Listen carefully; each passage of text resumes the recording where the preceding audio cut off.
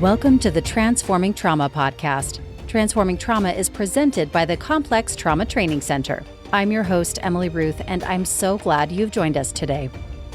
Are you a mental health professional looking to deepen your clinical expertise in healing complex trauma? We're thrilled to announce our 2025 NARM therapist trainings designed to provide you with transformative training in the NeuroAffective Relational Model. In 2025, we're offering 3 Level 2 NARM therapist trainings, 2 live online cohorts, and 1 in-person training in Scottsdale, Arizona. Both the in-person Scottsdale training and the spring online cohort begin in January of 2025, and the summer online cohort begins in May of 2025. These NARM therapist trainings consist of 4 weekend modules spread out over the year. Through this advanced clinical training, you'll learn how to confidently and compassionately heal the impact of adverse childhood experiences and CPTSD. You'll gain specialized training in a relationally focused, neurobiologically informed clinical approach that supports the resolution of attachment, developmental, relational, cultural, and intergenerational trauma. And you'll be joining a dynamic community that offers multiple learning opportunities to deepen your professional and personal growth. Enrollment is open to licensed psychotherapists, counselors, social workers, and other licensed mental health professionals, as well as graduate trainees and interns working toward licensure. Visit ComplexTraumaTrainingCenter.com to register for the 2025 NARM therapist training that best fits your schedule. We hope you will join us to learn how NARM can transform your practice. And now for our interview. As a psychotherapist in private practice, Pamela Kraus is passionate about helping her clients address unresolved complex trauma. Pamela is a NARM master therapist and an EMDR certified therapist. A portion of the clients she works with are challenged by the dynamics of addiction and engaged in the journey of recovery. Pamela works with individuals, couples, and families, and has enjoyed conducting psychotherapeutic groups. Pamela is a licensed clinical professional counselor with a master's degree from DePaul University, as well as an MBA which she utilized in a previous career doing qualitative research and consulting for corporations wanting greater insight into people's feelings, motives, behaviors, and lifestyles. Pamela works in downtown Chicago and Evanston, Illinois, as well as online through telehealth. Please enjoy this conversation with Pamela Kraus. All right, I want to welcome Pamela Kraus to the podcast. Welcome, Pamela. Thank you so much. What a privilege to be here sharing with you and the NARM community. If it's okay, I'd love to just start by asking you a little bit about yourself and what you would like listeners to come away from our interview today with. This is a second career for me as a therapist. I consider myself someone who has journeyed in life through complex developmental trauma and been in therapy for many, many years of my life. And eventually, as I healed enough from my own trauma and sort of unwound the impact of decisions I made while I was still not healed enough, I was able to change the trajectory of my life in terms of my career, which has changed the trajectory in terms of my ability to live authentically. I knew I wanted to be a therapist since age 8. Which I always say should make you ask real questions about the environment I grew up in. But I'm doing the work that I love and that I'm passionate about. I have 2 grown children. I have a prior degree and 30-some years of a prior career. Interestingly, given today's topic, that career was primarily focused on expertise in doing groups, but not therapy groups. I was a consultant for consumer packaged goods and entertainment companies, and I went all over the country being hired by consumer packaged goods and entertainment companies to learn whatever they wanted to learn from consumers, from different segments of the population for whatever their purpose was. But this, being a therapist and being a therapist who works a lot with complex and developmental trauma, is just the bullseye of being me. Yeah. That's really beautiful. So it sounds like you've always been studying people. Always. And watching and learning and being present. Even as a child. Yeah. So Pamela, can you tell us a little bit about the work that you're doing right now in the field of complex trauma, and then maybe how you came to this work?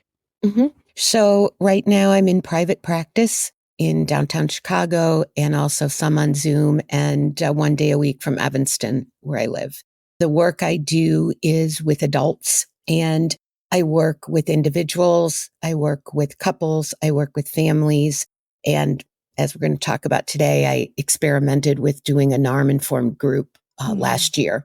So most of my clients have complex developmental trauma histories. Many also have shock trauma in their lives. I'm a NARM master therapist. I'm also a certified EMDR therapist. So I use those as it seems fit. But as I've learned NARM, I use NARM for far more than I use EMDR. But that's okay. I really try to trust myself to see what it is the client's wanting and do that. Mm-hmm. About at any given time, maybe 30 to 50% of my caseload are clients who are dealing in some way or another with substance abuse challenges.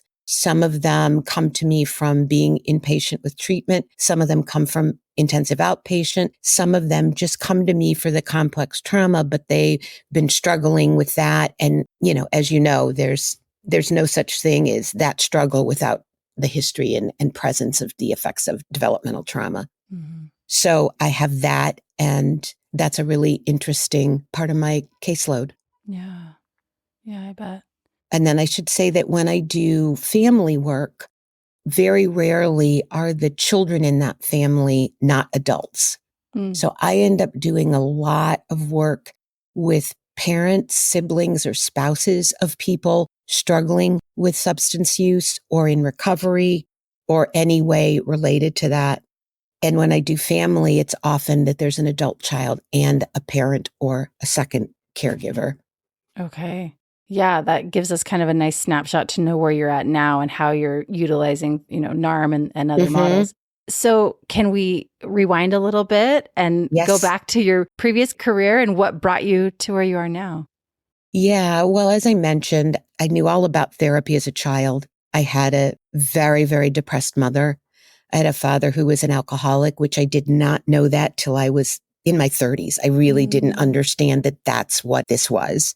Both of them had very traumatic childhoods. My dad, more abusive childhood. My mom, severe neglect. And because of her own trauma, she wasn't ready to be a mom when she was. And I knew way too much about her life story when I shouldn't have. And I just knew people were unhappy in my family, but that what was really wrong wasn't being talked about. Mm-hmm. So I wanted to be a licensed clinical social worker after I got a BA in psych.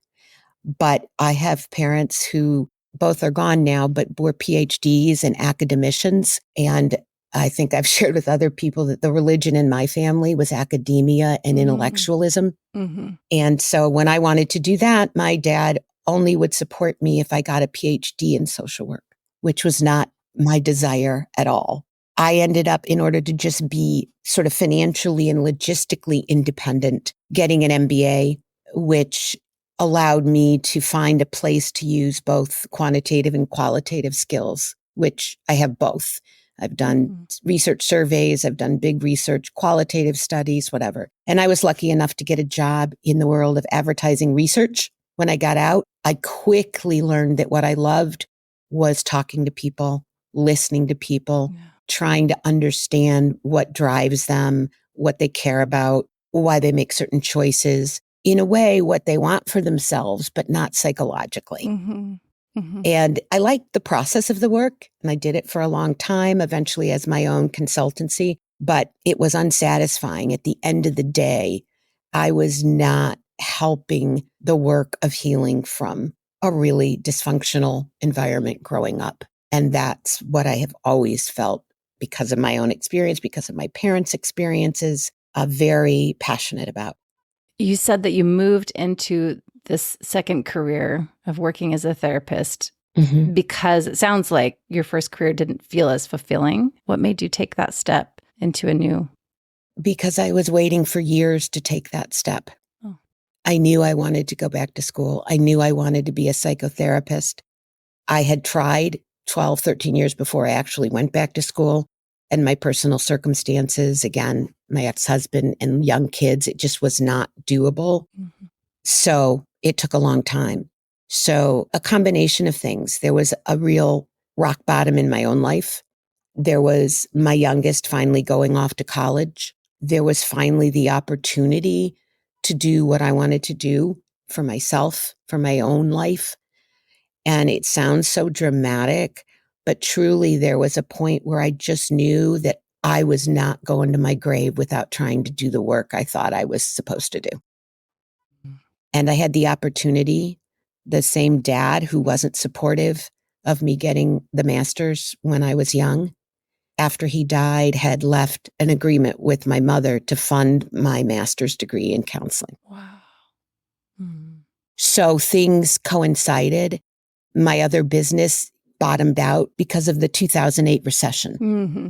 It was something I was heading toward and waiting to be able to do it from many standpoints. And obviously I did this very late in life, had to work through my own conflict and even shaming myself that I would make this choice instead of just work hard, earn a lot of money, make sure my retirement's solid, all those things. So it was risky, but it was very clear to me that nothing else was an option. Mm-hmm. Yeah. And when you went back to school, were you clear on where in the field you wanted to work, who you wanted to work with? I'm always curious about that. No. Okay. No. I knew I wanted to be a therapist. Years ago, I always thought I was going to be a child therapist. I think that was about my own stuff. That's not where I feel I'm best skilled or have the most passion. Mm-hmm. So I figured out I wanted to work with adults, and I didn't really know anything. And like so many of the people in the NARM community that I've spoken with, what happens in graduate school was frustrating and even disappointing. Mm-hmm. I thought I was going to be a psychodynamically trained therapist because it was what I knew, and I read it and studied a lot and did some work in school on self-psychology. And I knew that this impact of what happens when we're developing was crucial to where we are at any future point in our life and how much we have or haven't healed from it. But school was very much about behavioral approaches, a little bit of history on the other things. I just went all the way through school going, I don't understand this. This isn't the stuff I want to work with, So when I came out, I thought I would, maybe work a few years and then get some sort of a certification or a clinical fellowship in psychodynamic. But I found NARM before that happened. Okay. And that was my next question. How did you find NARM? What drew you to it? How did you know it was what you wanted to get trained in? There is a Facebook group. I won't name the actual name of it, but a Facebook group where a lot of Chicago area clinicians belong and ask each other questions, do referrals, that kind of thing. So I had been in that Facebook group for about, a year, maybe 2 years, 3 years, I don't recall. And someone in there asked, hey, I'm looking to do my next training. I want to do something around trauma. Any suggestions? So I was thinking about that trauma and training, and I read through the responses, and someone responded, NARM, NARM, NARM, exclamation, exclamation, which I had never heard of. In retrospect, the person who did that is one of the most senior trainers in NARM that I now know. And she posted that. So I went immediately when I saw that post to the NARM website, and I felt like I had been drawn into an alternative universe. Yeah. And though it was like, what? This is out there. And, where you find something and it's saying everything you know in your bones is real and important and foundational. And it just, not unlike other NARM clinicians, it was super relevant to my clinical passions, and it was super relevant to my own story. And that was that. And I reached out right away to sign up. I signed up for a Chicago training. I was like so thrilled it would be in person. Yeah. And of course it wasn't. Oh, because of COVID. Yeah. I get it. I went through the same. Yeah.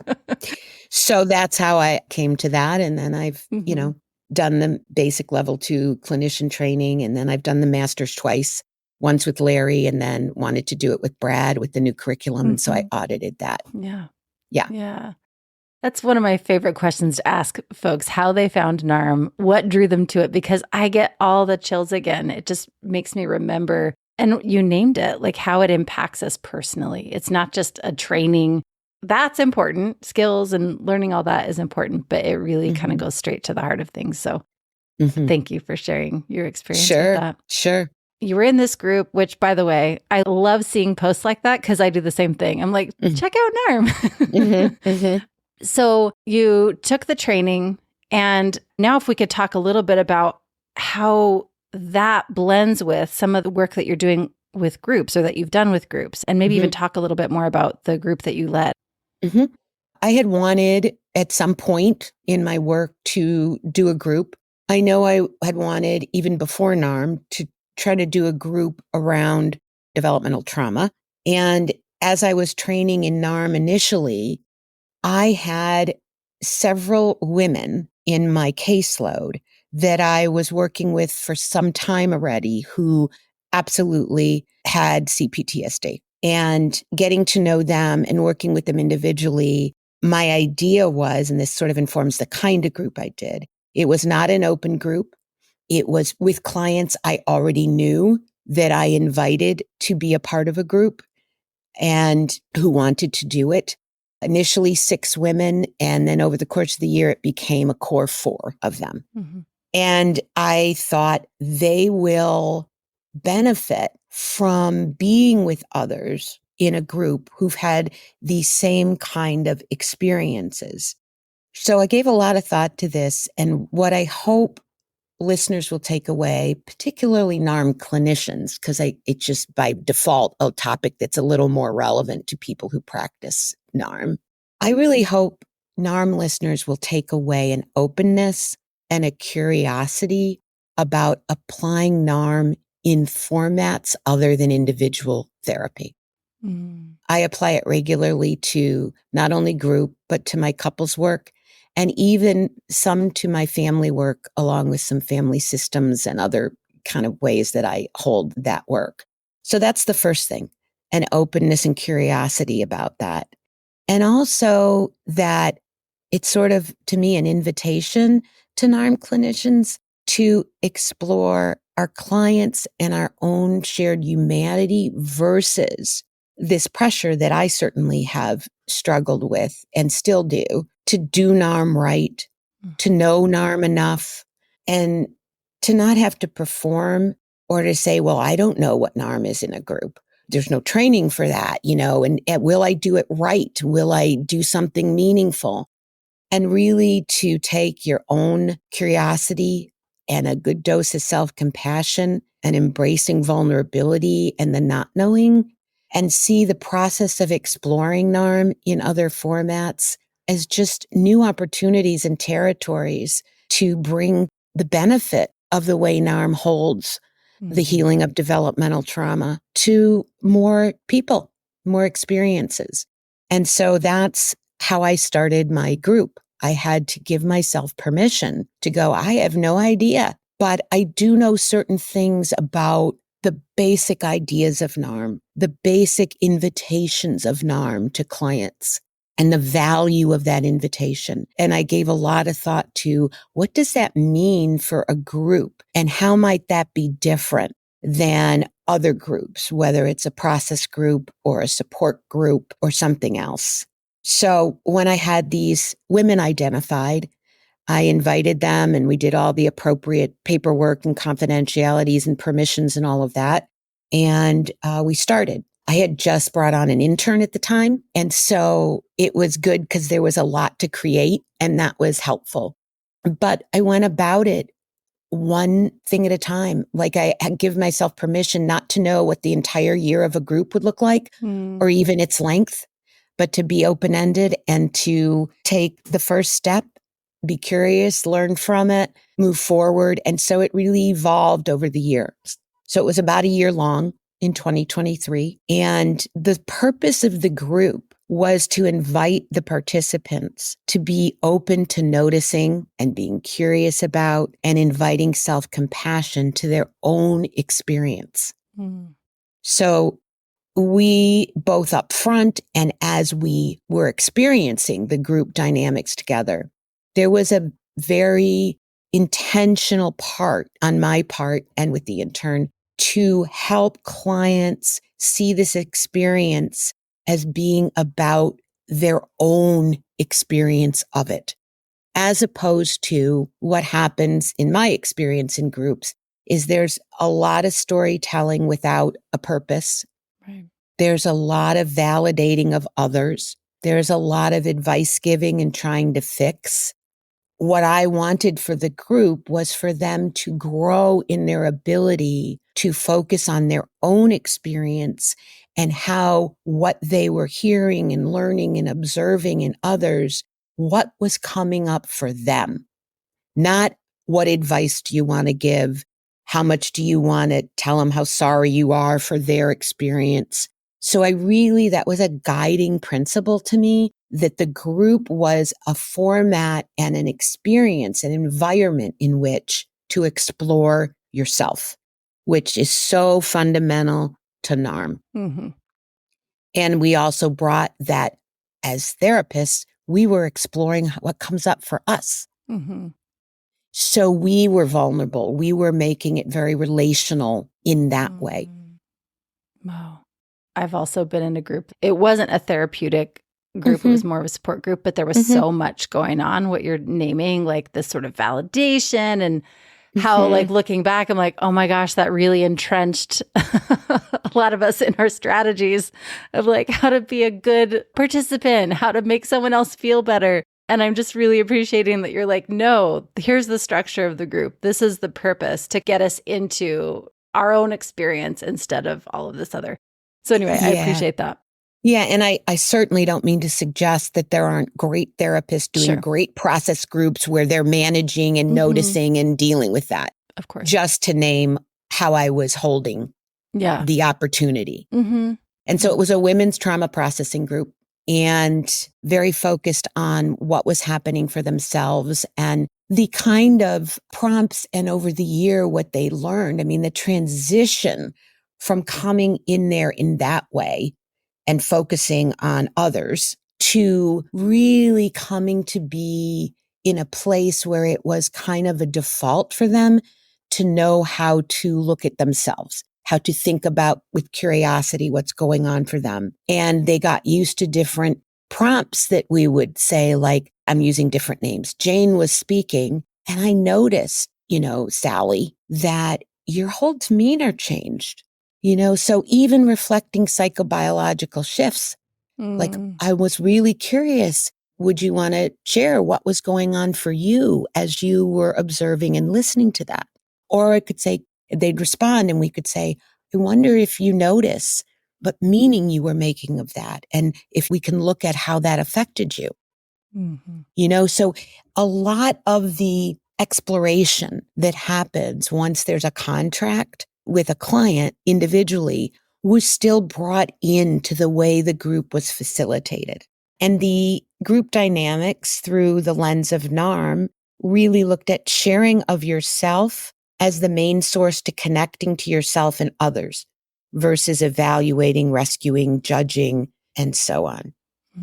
So that sort of holds it. It's not that clients didn't tell some of their story. But we really sort of managed that and let them know we were going to manage that in a way to take that. And if they didn't know what they wanted for themselves in that group, to say, oh, well, given that, what might you want for yourself today if that could be achieved? So that leads me to contracting. How do you contract in a group? And it is different and it is sort of a journey and an experiment. It was from beginning to end. But we had different ways of sort of helping clients to anchor in their own intention for each group and what that intention would be for themselves. And those were always shared up front, either after a check-in and then asking, well, given that, what might you want? Or is there something else you'd like for yourself if you could have it out of group today? Or we sometimes used prompts, not unlike the reflective exercises in the NARM book and in the NARM trainings, and something would come out of that. But we really invited them to think of what they'd like for themselves to get out of the experience today and to notice what it was like to name that that's what you want. What are you telling yourself about what you want? And then coming back to that, even if they had very different intentions as the group proceeded. We would come back to that and, say, well, so interesting because what I'm curious about is you named blah, blah as what you want for yourself. And now I'm hearing you share this other thing in response to what Sally said. I wonder how you're holding that. You couldn't stay on the thread of one person, obviously, but we use that a lot to help them relate to their own experience, even though they're in a group hearing about and observing other people's experience and reactions. So that is a part of it and what we did. And usually the first 10 minutes or so, there would be an opportunity to talk about what you would want. Often they would start telling, well, this week, I told you guys last week, but, and I'd let a sentence or three go. And then I'd say, I hear you. I'm wondering if we could pause for a moment and give you an opportunity to see if there's something in that, or to just even take a minute. You don't even have to talk, to consider what you might want. And they would do that. The other thing that was particularly interesting about this NARM trauma group was the fact that I was also working individually the entire year of the group with these women. So the synergies between what was happening in their individual work and what they were experiencing for themselves in the group work was amazing. And it almost always came up in group, what had happened that week individually in our session, or something they were realizing, or something they knew more of what they wanted for themselves because of that they would apply to group, or vice versa.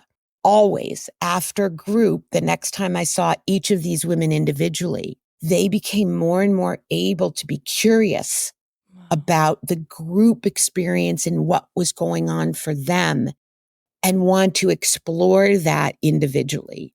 So I found that the synergies were wonderful, even though the individual work remained completely confidential. And clients, though, had the choice to share something individual in the group, which kept everything confidential. And by the way, the group never met in person. Oh, wow. Because of schedules, we started online. There was some discussion of having especially before we ended, coming together personally. It just didn't happen. One time in my office, long after the group was over, two of them had sessions right after each other and bumped into each other like, oh my God. Yeah. Wow. That really speaks to, I feel like, the container that you created, that it could kind of transcend what a lot of folks might feel is hard to feel connected online. Sounds like you were able to create something where they were able to really feel connected.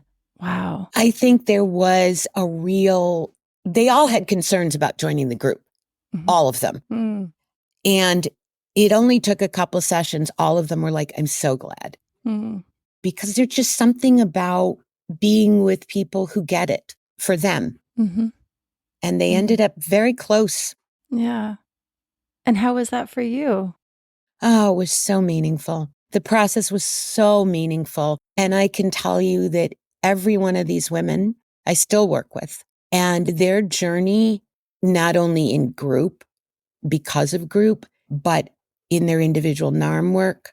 But I have seen my clients have unbelievable transition in terms of their relationship to themselves. And then also that begets how they can be in relationship to others and to what happens in their lives. So much. And they've all hung in there, right? They've all gone through those initial phases of feeling like, is this working? I'm still upset. Things aren't better.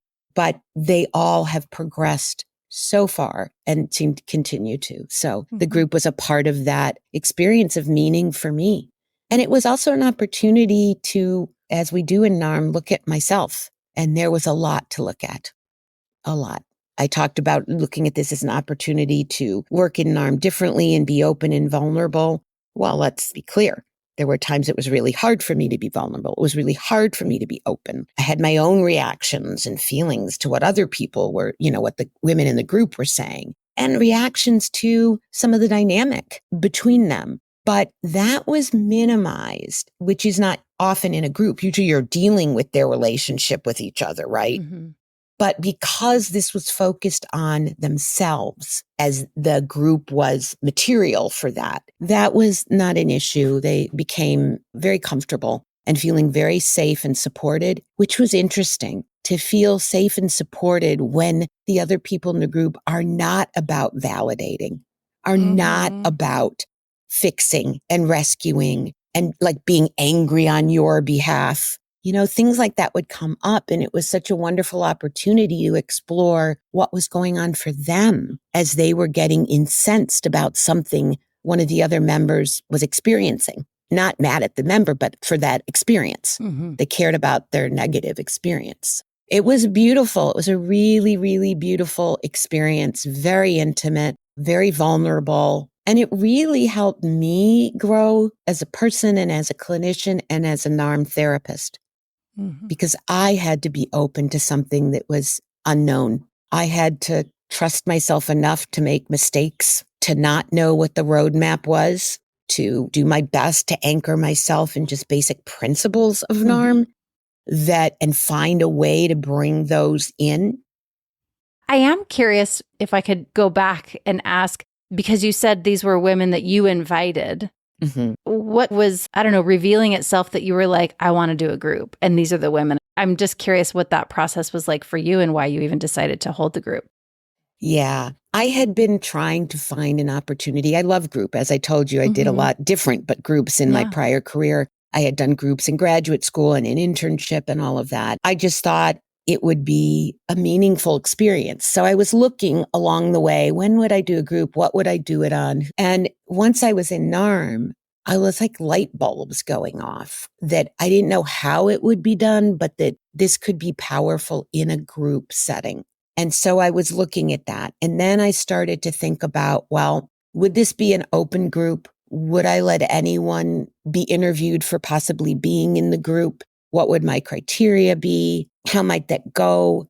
And I decided that I looked across my caseload and I was like, well, wait a minute. I have some clients who've done enough individual work. Not that that would be a requirement, but for me, I'm like, oh, I'm noticing and I know these women. And I had a sense in my gut of their ability to do that work and grow in it with one another. And so I identified several of my I wanted to do a women's group. I just thought that would be interesting and go well. And so I just looked at who I had. Now, I didn't say this before, but initially there were two people who weren't my clients. One was a colleague's client who said, oh my God, this would be great for one of my clients. I said, okay. And I met with them individually and talked with them. And I had some concerns. I had concerns about how disorganized that client might be.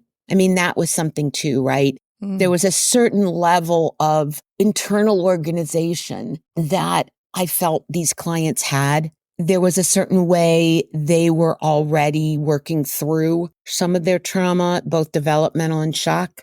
And I wanted to just have an environment where the experience of one individual wouldn't unbelievably overwhelm, the other's ability to learn about themselves through this. And so that was a bit of a risk. And it did become a little bumpy at certain points for the group, for me, for this client. And so eventually, we did some individual work and decided it wasn't the best fit. Okay. That was a real learning experience. Yeah. To allow someone to not fit. To be able to say, you know what, this isn't working well, and then to do what I needed to do to make that transition one that was supportive and ethical and all of that. Yeah, even just as you say that, things are coming up for me, and I'm curious what that was like for you in communicating that, in deciding how to have that conversation. Yeah, I was dealing with self-doubt. I was dealing with, did I do enough? Did I do something not well enough that created this dynamic that really wasn't good for her, me, or the group, and it was a lot of work looking at what I was telling myself about the situation and working through to understand that everybody isn't a fit for me as a therapist. And everybody isn't a fit for a group. And that was up front, understood. I mean, a lot of this was naming things up front so nobody felt like they didn't know what might happen. Yeah. Right. So that was kind of on the table as a potential, like this may not work for everyone. Absolutely. That's important. Okay. Absolutely. that they could self-select themselves out of it at any time and so on. The other person who wasn't my client, it worked out okay, but because I didn't have the relationship with them that I had with the other women, because they were already people I knew, that was something I tried so hard to manage. And then I had to stop efforting to do that. Yeah, that makes sense. I had to just show up as myself, not knowing and, caring and being intentional and kind, but being open to what I was experiencing. And the one person just decided that they didn't want to be in a group. This other person who was not my client. They were reasonably a internally organized person, just they didn't want to be. Okay. And so in the end, it was the 4 women who I really had identified. That doesn't mean that I don't think there's great opportunity to do a NARM group with new people, screen them appropriately. In NARM, we look at the personality spectrum.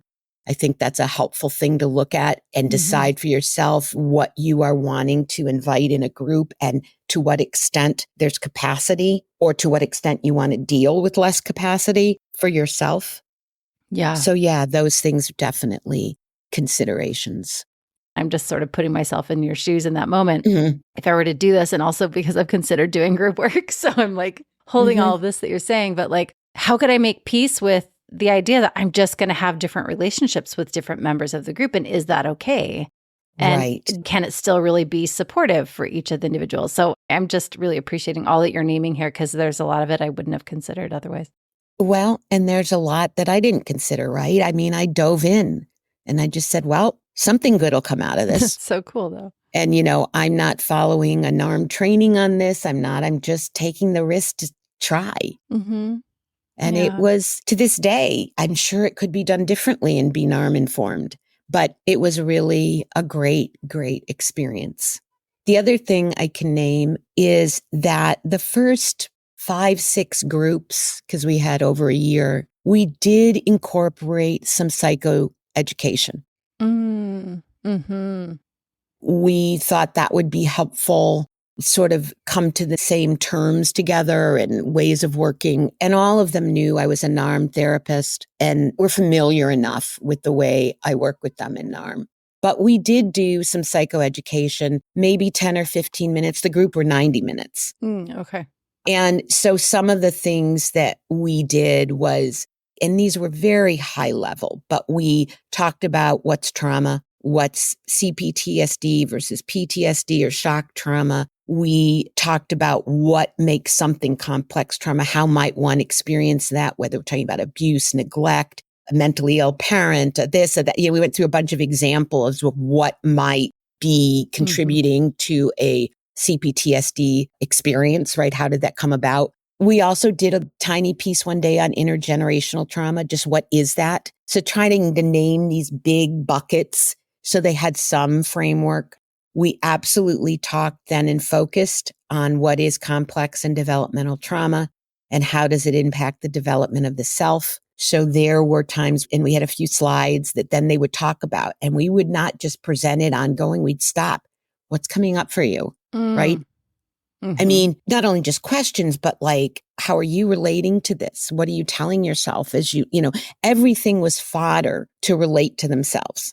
We talked about all these core needs, environmental failure, disconnection from authentic self, shame and self-blame, lack of worth. This idea that as a child, unknowingly and unconsented, without consent, we internalize that we are the failure, whether that's bad, shame, low self-worth, something's wrong with me, et cetera, as opposed to being able to name the environment and the caregivers as failing you in terms of your key needs here. I used the quote at once that's, we've heard in NARM and in the books, it's better to be an unlovable child of loving parents than to be a lovable child of unloving parents.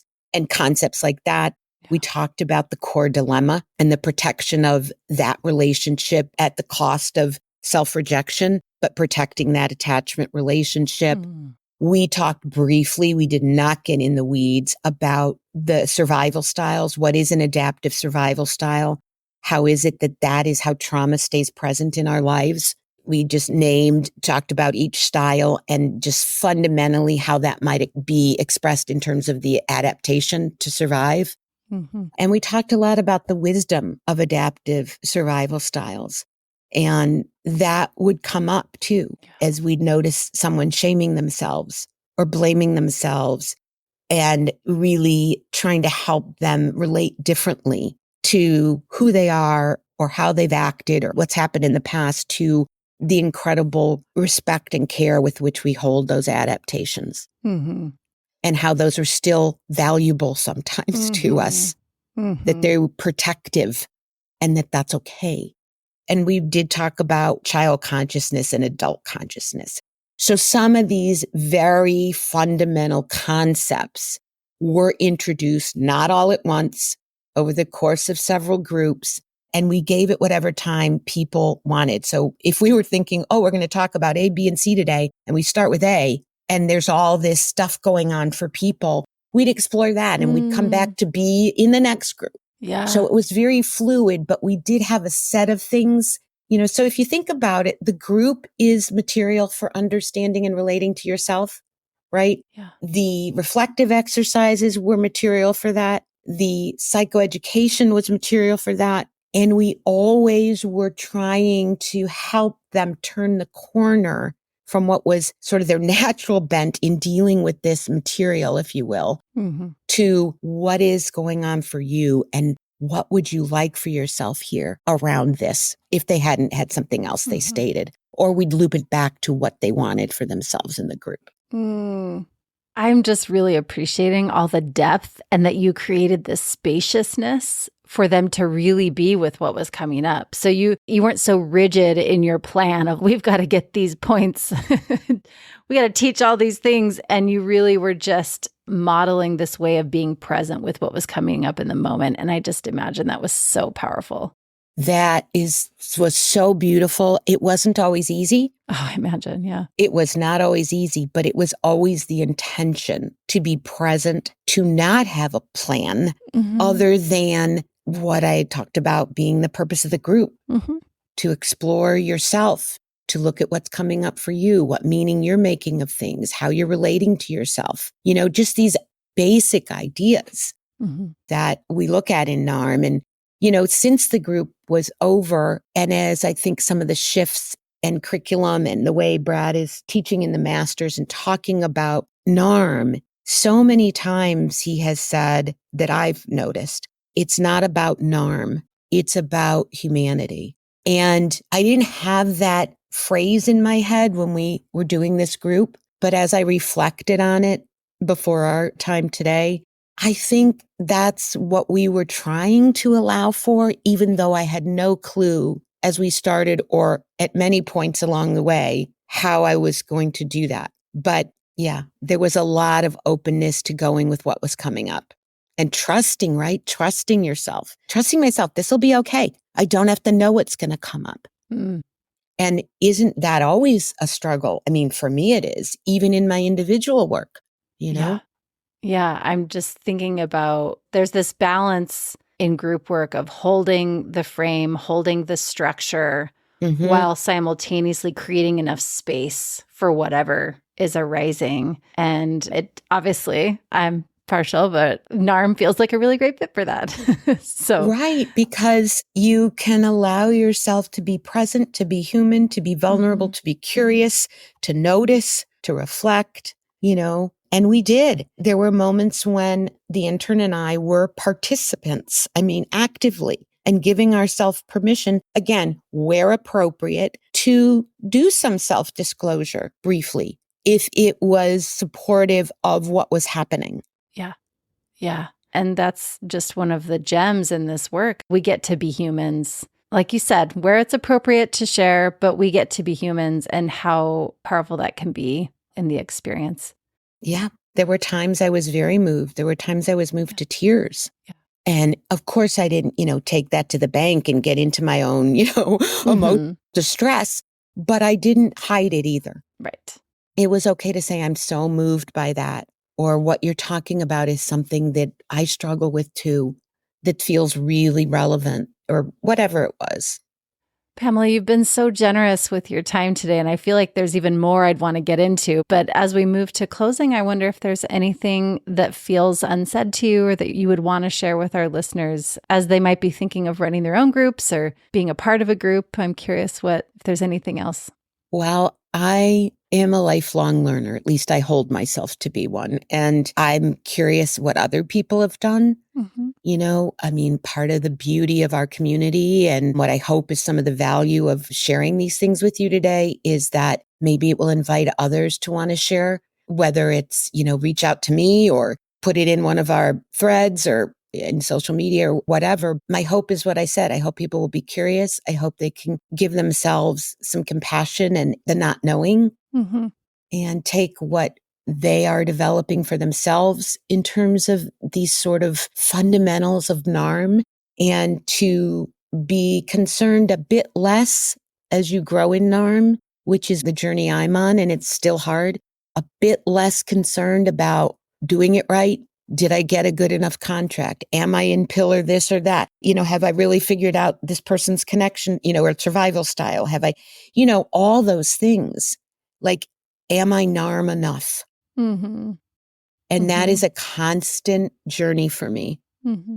But doing something different with NARM is not the only way to grow. Of course, I continue in other ways in NARM, the NARM community and trainings and so on. But to see that you will learn something about yourself, there's a real opportunity to deepen your own relationship to NARM and how this works for you. And I don't think there's anything else. I just feel very privileged to have been asked to do this. I can name my own imposter syndrome around this. I'm like, wait a minute. They've had Gabor Mate on. What the heck do they want to talk to me about? This has been so rich. I've learned so much. So I appreciate you being willing to share what you've learned with us. It's just been really cool. So thank you. Thank you for your time. Thank you for the opportunity. A real privilege. Yeah. And it's my pleasure to spend this time with you. How can folks find you? If they're curious and they want to reach out, maybe connect with you, maybe do some consulting since you have a lot of wisdom to share. Well, they can go to my website, www.pjkpsychotherapy.com. And the website talks about the way I work and it has a lot of information that I hope is helpful to clients. But it also has all the information about me, where I work, my email, phone number for colleagues and professionals. So that's really sort of a one-stop place to connect if someone wants to do that. And I welcome that. And I feel privileged for being able to share today. Thank you, Pamela. You've been so generous and it's so good to see your face. Listeners don't get to see your face, but I'm seeing your face. And it is so always good to connect see with you. And like I said, I'm curious and we've been chatting about this, several of us.